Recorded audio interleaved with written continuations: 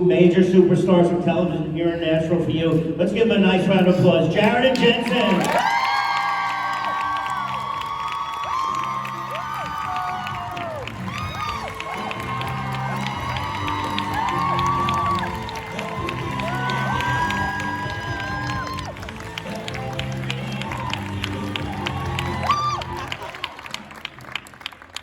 Oh, what is that song? Never heard it. Never heard it. That was really loud. I just started out really loud. Apologies. Hi guys. Good morning, Nashville. That was Alaska. What? It's pretty chilly out there. How's everybody doing? Happiest of holidays to you all. Thanks for spending the weekend before Christmas with us. We promise it won't live up to the hype. Set your expectations low. It should be fine. Who's first up? Where the hell have y'all been? In years. We've done 100 of these. What are your excuses? Who found the show during the pandemic? All right. So it takes the global crisis for you to find a market. I guess we need a few more global crises. No, let's not. No, we're good for our lifetime. That's one and done. Fair enough. Thank you all for the year. Thank you all for bringing us over here to lovely Tennessee for nice little cold December weather. It's still like 80 degrees in Texas, so we're starting to cool off. I got to wear a scarf yesterday. I was excited about it. And that's, I don't know, you guys don't know, that's a big, he stares at those things all day. All week long, he's just like, one of these days. I got you. You live in the wrong place to have a scarf fetish. Yes. I would call it a fetish. Well, you call it whatever you want. It's a fetish. What did I say yesterday? I was like, oh, that's a lovely muffler you have there. And Jared's like, it'd be great if people just grab like a car muffler. And I'm like, there's a joke there, but I don't think that's it. I don't think we're gonna workshop that one a bit and have something for you. Well, perfect. Yeah. Thrilled to be here. Thrilled to have the holidays after this. And spend time with loved ones. I hope y'all get to do the same. And in the meantime, let's answer some questions. Gail, you quick. So we know the Arthur Edlin books are in the show, and I mean, obviously in the episode they were like skimming one of the books. I was curious, do you think the brothers actually read every single one to kind of find out what their brother was thinking? Or did they make a pact not to read them? Sam read them. Sam reads and reads and reads and reads. Well, he's dead now, but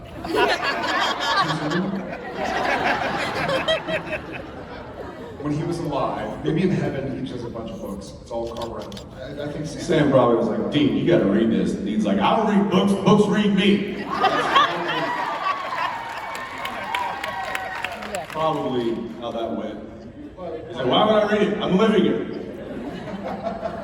I don't want to recap. Yeah. Yeah, I don't know that Dean would have read one. Although I think I've got one of the prop books. I think I do too. Yeah. Yeah, we were full kleptomaniacs on the set of Supernatural, and I can admit that now, because I have not been served legal papers in a couple of years. What's your favorite thing that you have? My favorite theft? Yeah. Well, I mean, baby's not really a theft, because that one we actually got permission. That would have been awkward. guys, where they go? It's just this. It's just taillights. They're like, okay, I guess we're done with the year. We got a little gift. So outside of our own kleptos, we got little gift packages from Tropic and from the Pop's apartment, and so there's some fun things. I will say this was not something that I got in our little like, listen, we're just getting rid of this stuff anyway because we're striking all the sets and And Warner Brothers did give a list of like, these are the things that we actually want to obtain and retain. And there were a lot of just kind of leftover things that probably didn't seem relevant or special, but were kind of special to us. Or it was like, you know, a broken angel blade, something like that. But it's like, oh, this was broken doing this stunt. This, you know, this means something to me. It may not mean something to the studio, but I will say, one of the things that I just kind of like found its way into my pocket. I don't know how. Was years before we ended. It was when I knew that they were going to destroy Bobby Singer's house, and on Bobby's desk was this little antique brass calendar that was like one of those things where you roll to turn the date of the day. And I don't know why, but on set, I just always was playing with that while we were setting up our scenes and I just thought it was the coolest little vintage calendar thing. Yeah, it went missing. I don't know where it went. All I know is that explains why Jensen always calls. He's like, dude, can you believe it's 1996? It's Tuesday, December 1996. Bro, stop messing with Bobby's calendar. That's really funny, man. I stole two things. Two things went missing from Bobby Singer's place on the last day. One was a flask, Bobby Singer's flask, and one was a little owl figurine. It's probably about this big, really heavy. It's a paperweight or something. And they went missing. And then Jim was like, "Oh man, I was hoping to get that owl. I don't know what happened to it." And I was like, "Shit." So I got it. Was like, "Here, Jim." I still have the flask somewhere, but from post-show, I think one little army men in the car. Yeah. Some of the Legos, Samuel. Yeah, I know there are several of each. Yeah. Hotel room cars, and then I got sent like 3 of the burner phones. It's like, Yeah, what am I gonna do with this? Circa 2005. It was like, when they were like, okay, this is our last day in Bobby Singer set, we're tearing it down tomorrow. Jared and I like, full cat burglar, like snuck into the stage. Yeah. We went full Sam and Dean. Crew guys would walk by and be like, "Hey, what's going on?" I'm like, nothing, man. How you doing? It's good. It's good. The boys are acting really cagey today. I don't know what's going on. Like stuff rolled up in our shirts. I'd have taken the couch if I could have fit it in my shirt. All right. I'm gonna go way over here. Green shirt. Very, very end. Yes. You with the hand. Hi. Hi. Oh, that was very loud. So yesterday I told you that I'm having our second son next month, and I want to get your opinion on baby names. I have it narrowed down to 2, and I want you to vote. What's your first child's name? Doyle. Doyle? And he's the 3rd. Okay, that's better than what I heard, which was Boyle.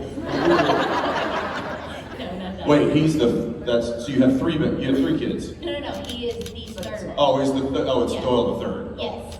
Got it. Okay. Do you want to stick with a D name? Are you one of those parents? It's a popular thing. It's a common thing, especially here in the South. Yeah. I mean, listen, my mom was one of 4 daughters, Dixie, Donna, Darla, Dana. So you want to talk about some D names? We had them aplenty. That's right. Dixie, Donna, Darla, Dana. True. Very true. Very true. I think if you go with a D name, I just think middle name should be from Gilmore Girls. So it should be Dean. It should be Dean from Gilmore Girls. What's your last name? Beckwood. Beckwood. That's perfect. Dean from Gilmore Girls, Beckwood. It has a certain je ne sais quoi. Did you say Beckwood with a B? Beckwith. Beckwith. Got it. I don't know. Oh, Beckwith sounds pretty cool to me.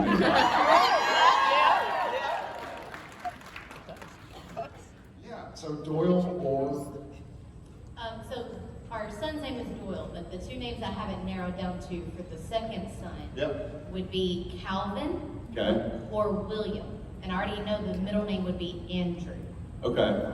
Strong names, all of those. I will say... So you have a cab or a wab? depending on. Well,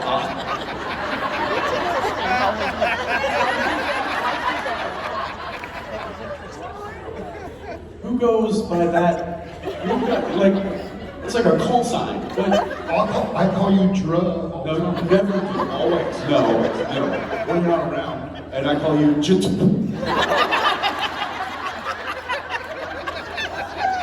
Yeah. It happens. Yeah. I mean, I spit all over people when I do it. You just spit on me. I'm not moisturized. I'm just You gotta think, and this is something I'm sure you've done, but this is something that parents really gotta think about when naming is what is the name gonna be shortened to? What's the short form? So I'm a big fan of Cal. I think that's just a really cool. William, you've got a variety of names to pick from. You've got Will, you've got Bill, you've got Billy, you've got Willie. I mean, there's a lot. Liam. Am. People say that all the time.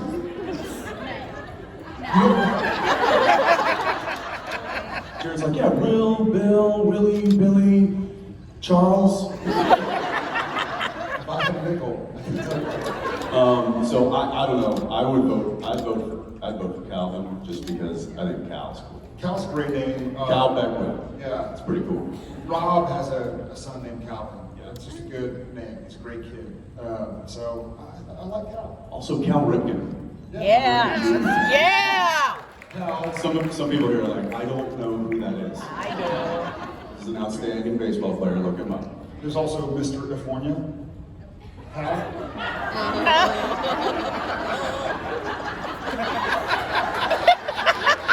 Come on, guys. We just found out there was We are all now dumber. I found out there was a kidnapping at my children's school. Oh no. But he woke up.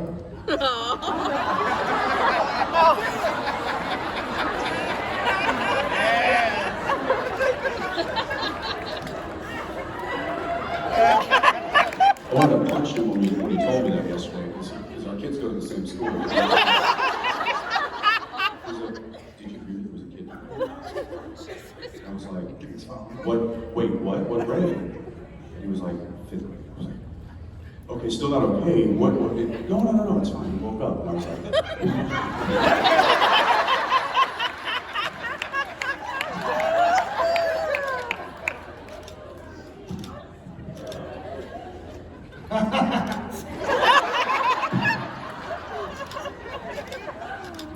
Go Cal. there's a couple of votes for it. You're an idiot. Okay, let's go far back. Yeah, you're waving your hand. Glasses. Yep. They're all waving their hand, Jensen.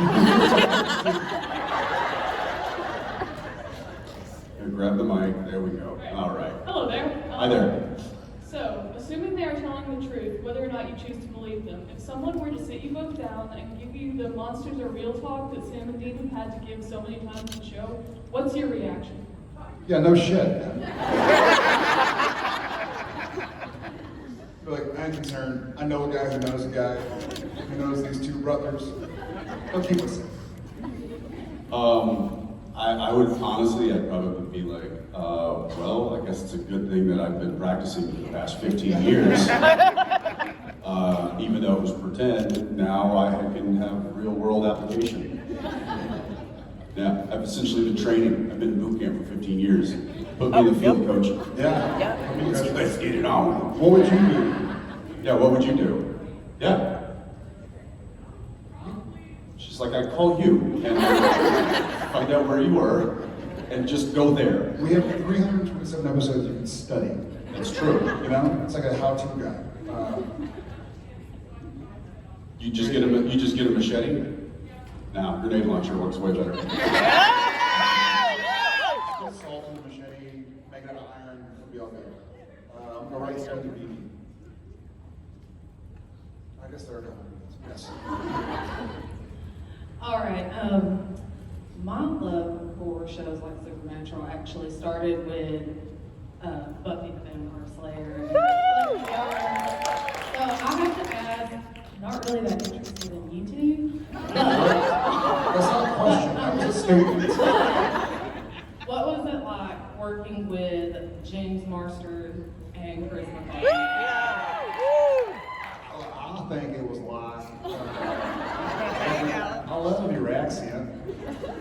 Whether you like us or not, like your accent. It was also, I mean, it was also, they were, we had met them a few times, you know, I think both when he was on Smallville and I was on Thor, you end up, it's kind of funny in our line of work, being in it for 20 plus years, you kind of run into everybody at some point in time. You're at Comic-Con, you're on a panel together, you're here, you're there, everywhere. And so we kind of knew them both casually. But then they'd done so much TV that they just got there and they knew their lines, and they knew how to do stunts, and they were sweet and kind. And I think she introduced me to Twitter or something. Facebook? Something. She was Chris with it? Yeah. Really? She was like, hey, do you have this or something? And I was like, I don't think so. I was like, yeah, just do this, follow me. I was like, okay, cool. So she, yeah. James is awesome. Yeah, James is great. I remember one thing vividly about that episode. I had a stunt where Dean gets pulled through some like French doors, and and usually there's a stunt team with like ratchet pulls, or they've got some big machine that would like yank you, and it was for some reason the set was positioned in a way where it was just going to be difficult to rig up a system, and so one of our Team Electrics. Oh, he's a special effects guy, yeah. One of our special effects guys, like former football player. He's like, I can just pull him. And so they, my stunt double Todd Scott did it first, thank God. Because then I was able to see what was about to happen to me. He went through the doors, and then I put the belt on and stuff. But basically, it was like if Jared was me, belt went around me like that, and then Curdy there was a harness on him with a rope that tethered us together, and he essentially just did this. Yeah. And they were like, action, and he just ran that way, and I went flying as though I just got hit by a pickup truck. I remember that vividly. And I remember James was like, Jesus, what? You guys are crazy. It's like, welcome to Supernatural. The thought, I mean, that was 10 years ago. The thought of doing that now makes my back hurt. I know. The thought of doing that now is just I see a whole bunch of Advil. And obviously, I'm kidding. I know. Oh, I know. Yeah, listen, you don't care about us. Joke's on you. You're the one sitting here on a Sunday afternoon.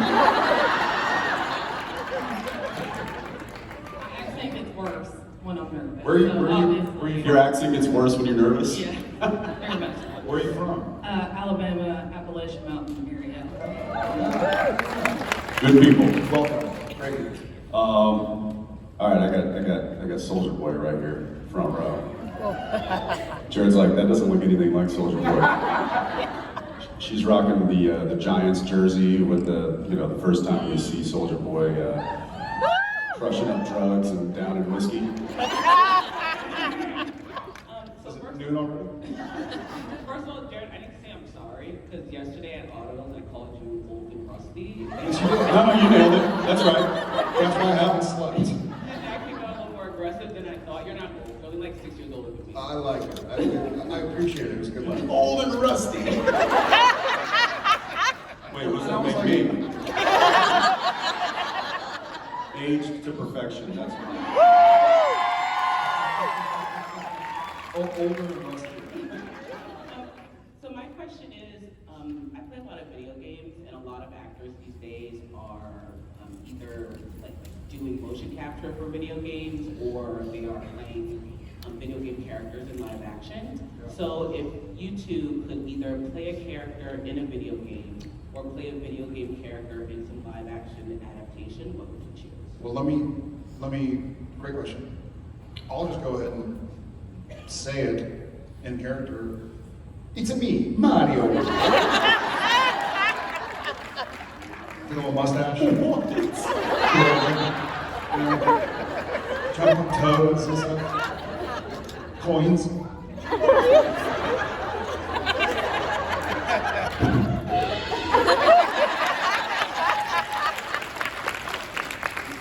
oldest, rustiest child you'll ever meet. I'm hurting just from jumping. Yeah. I will say I was really kind of pushing hard, but I don't think I really was in the mix or even had a shot at it. But for Pedro Pascal's role in The Last of Us, I was like, oh, that was high up on my radar. That being said, I am about to head to LA to shoot a whole day for a new game that's coming out as a character. That'll be into January. I can't say what it is just yet, but you'll find out soon. Which means that if y'all can find him, he's going to be in a skin-tight green suit. I will tweet the location. Why Southwest? I'm gonna go right here. Black glove. Finger exposed. Baby. Hi, I'm Coco, and I have been through some stuff the last few years, and for my 50th birthday, I'm having a wedding. I'm marrying myself. Thanks. Yeah! And I would like a song selection from each of you for play at my reception. Awesome. Well, when's your birthday? February 20th. Okay. What's a good song? Just because she's just fresh on my brain because I was just working with her this past week, but Reba McEntire sings a song called I'm a Survivor. That's got some good words in it. It may be applicable. Yeah, and I'm gonna go See Ya Unstoppable. Okay, thank you.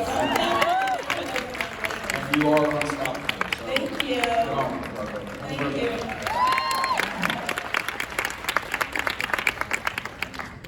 Is it me? All right, let's go over here front row. Fringe on the sleeve. Gotta go with the fringe. Hello. My question for the both of you: if you could have dinner with any three people, living or dead, Oh God. My wife. Any three living? Or dead. living or Well, dead. see, you do the or dead thing, and then that opens it up to everybody. Can we just say one or the other? Living or dead? Dead. Dead. Dead. Dead? We're going with dead?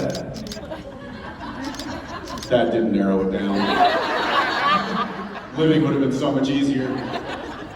So many more people died. I think I would love to have dinner with my dad's dad. He died before I was born. Just curiosity. I've seen pictures and heard stories, and he was a POW in World War II. And I think it would explain a lot. Who knows? Maybe it's boring. So that's one.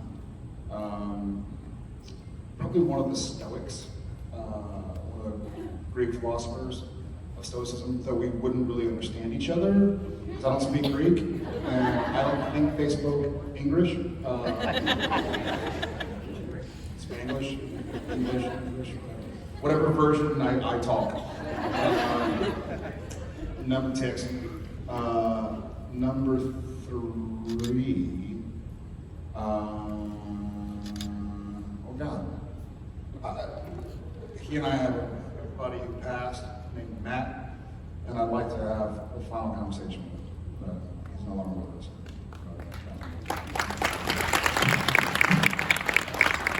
I mean, I could probably throw a laundry list at you. There's a lot. I'm going to start with one. The language might be a bit of an issue, but I'd like to sit across from Jesus Christ because I have a lot of questions. Yeah! I'd also be like, do that thing where you walk on the water. Dude, come on, man. Also, this water doesn't taste like wine. Let's Fix this up, will ya? let's spice this up. Come on, Padre. And then I'm just gonna. I mean, I could probably throw a lot at you, but I'd go with my two grandfathers. Just because I wasn't old enough to really understand their lives the way I am now, and I wish I had asked a lot more questions because they were pretty great. but I want to say my grandmothers too, but I felt like I knew my grandmothers more because they shared with me more, and that was just a generational thing.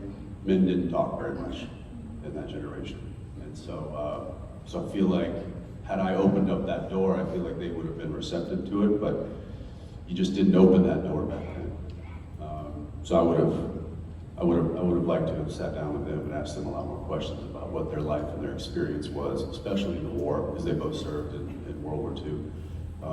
Yeah. Thank you. I'm gonna go with my guy with the Janeway hand. Yep, there you go. Oh, well, yeah, there we go. All right, look at you. That's not on. You're pranking me.